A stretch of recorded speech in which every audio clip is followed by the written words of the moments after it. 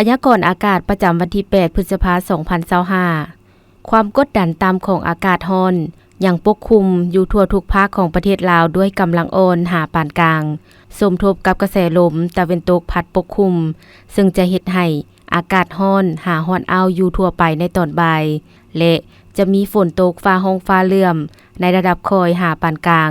พร้อมมีลมพัดแรงเป็นบางโอกาสอยู่แต่ละภาคพยากรณ์อากาศแต่เวลา 7 โมงของวันที่ 8 พฤษภาคม 2025 หาเวลา 7 โมงของวันที่ 9 พฤษภาคม 2025 ภาคเหนือด้านตะวันออกแขวงพงสาลีเวียงไสซ้ำเหนือเสียงขวางอากาศเย็นในตอนกลางคืนหาตอนเช้า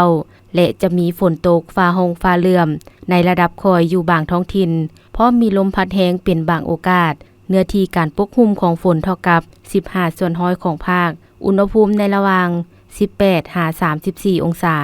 ภาคเหนือด้านตะวันตกแขวงหลวงน้ำทาบ่อแก้วอุดมไซหลวงพระบางไสยบุรีอากาศร้อนหาร้อนเอาพร้อมจะมีฝนตกฟ้าร้องฟ้าเหลื่อมในระดับคอยอยู่บางท้องถิ่นมีลมพัดแรงเป็นบางโอกาสเนื้อที่การปกคลุมของฝนเท่ากับ20ส่วนร้อยของภาคอุณหภูมิในระหว่าง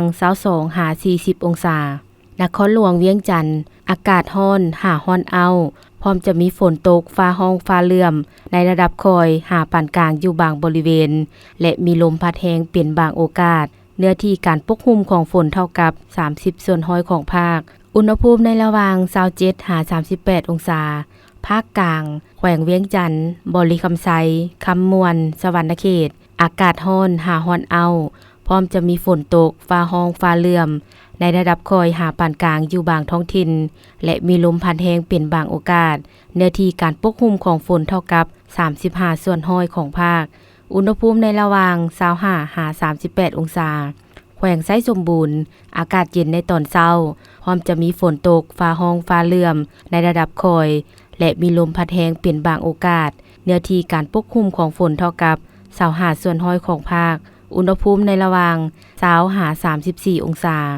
ภาคใต้แขวงสารวันจำปาสักเซกองอัตตปือ